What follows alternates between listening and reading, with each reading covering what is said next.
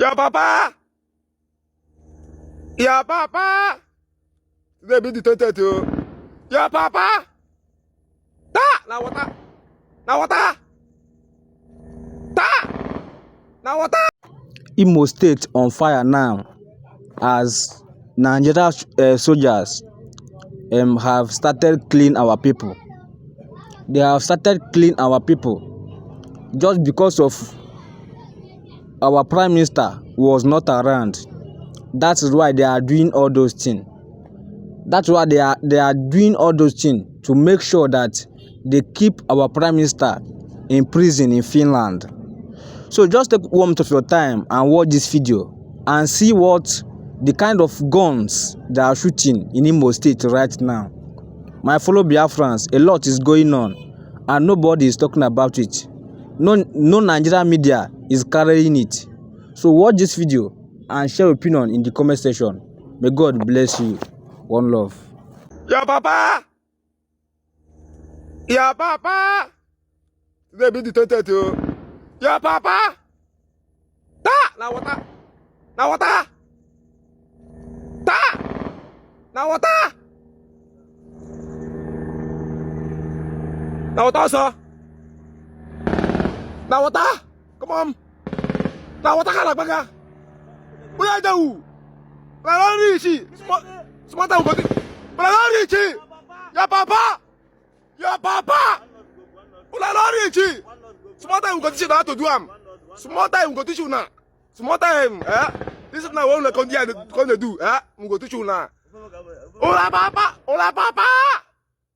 Udah jauh. Kenapa asa? Udah jauh. Ya papa. Ta. Ya papa toto. Tamam. Sumpam dia asa. Sumpam. We there gidigba. Cek no day. We there gidigba. Oblet na water. Na AC o. Na AC we mbi na AC.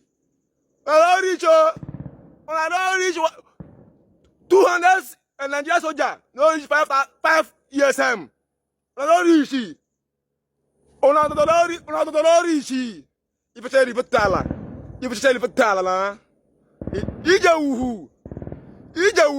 Ngete. Kalau olah sayu dele kalau baga ngete. Forget iya ku mo chiri us today. PM no gani. Our PM still there. We there. None cannot there. We there. We no go where. No go. We no go. We there with una. Ona too small. Come on. Ona too small. I can what you see. Truth but una lost area. You are breath no dey reach o. Forget o. Una know na. Una lost na. Una know so. You know the enter. Na water so. Ta una water. Una dey wu. Butuo ni. Una nguna na abia. Una nguna na abia. Butuo na ma agbe. I go no die n'aka. Ogo ato. This war, it goes sweet between you and also Nigerian government, between you and Biafra government. It goes sweet. Small time from now to next week, it goes sweet. Don't fire you. I am the daughter of Biafra, the soil that carries warriors, the land that bears kings and queens, the sky that still whispers.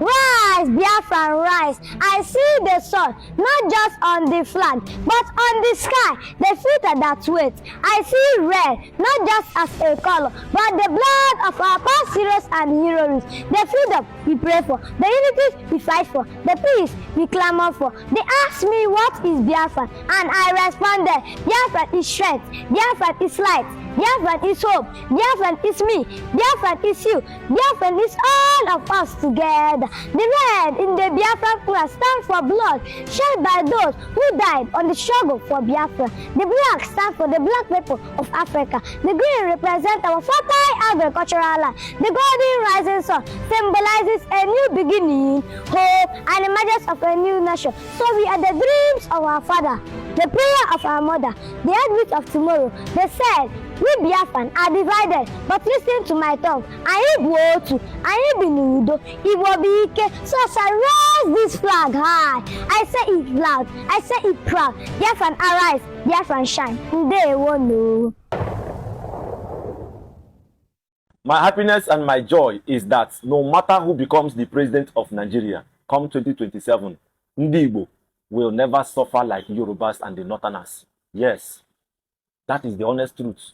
Ndi Igbo will never suffer or beg like Yorubas and the Northerners. This is fact.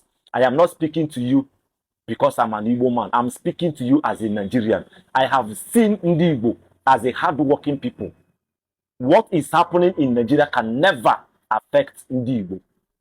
Whoever becomes the president of Nigeria come 2027, whether Tinubu continues, whether Atiku take over, whether P2B take over, whoever that takes over from Buhari, or from Tinubu, or whether Tinubu continues, Ndi Igbo will never, ever suffer or beg like the Yorubas and the Hausas. Look at it, for example.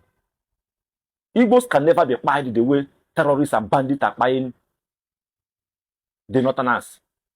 And they will never force Sharia law in the Biafra land. It will never happen. So this is the point I'm coming from. It will never happen. You will never see them forcing Sharia law in the Biafra land. It will not. So I'm just trying to let you know that no matter who becomes the president, Igbo man will never suffer. Igbo will never cry. Igbo will never beg. Igbo will never complain that, oh, the country is hard. The country is this one. No. Igbo can only complain of marginalization. They can only complain of marginalization. Aside that, nothing Igbos are complaining. Igbos are always even complaining for the betterment of Nigeria. They are even pushing for the betterment of Nigeria. Nothing else. So this is not like some of you come out and tell me that I'm a tribalistic, this one better. No, leave the tribal things aside. Look at the message critically. Look at the message, whether if there is a atom of sense in the message or not. Forget about me. I'm taking the insult. Yes, the inquiry that I'm seeing from Yorubas, I'm enjoying it.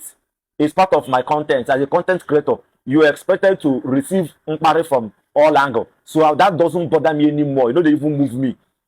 Do you understand? But look at the message. Check Nigeria currently. Who are the people suffering most?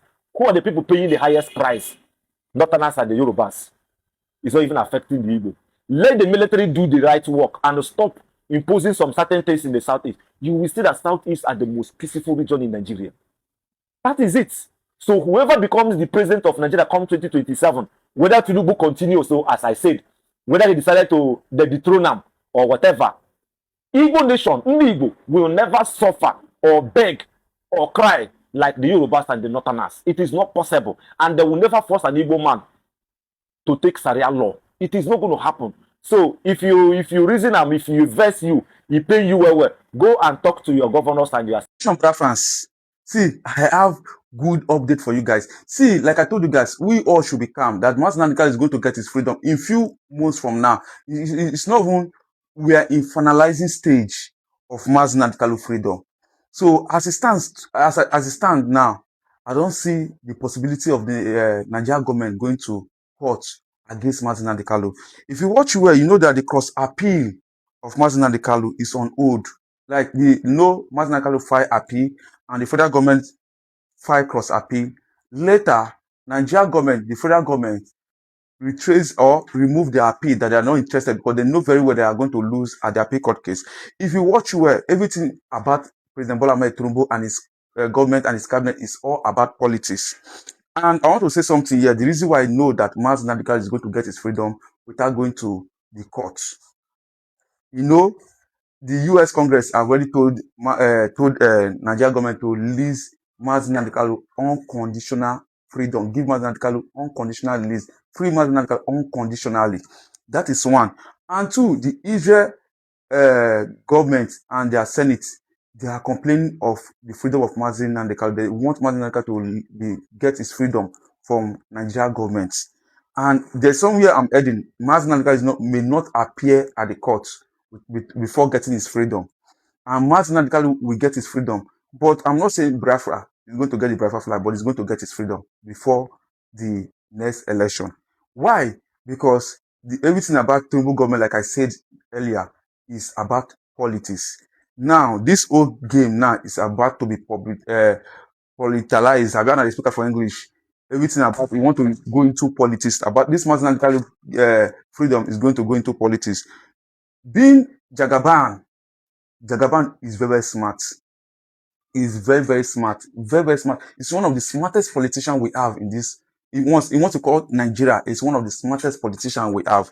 Now he knows that he's losing interest from the north.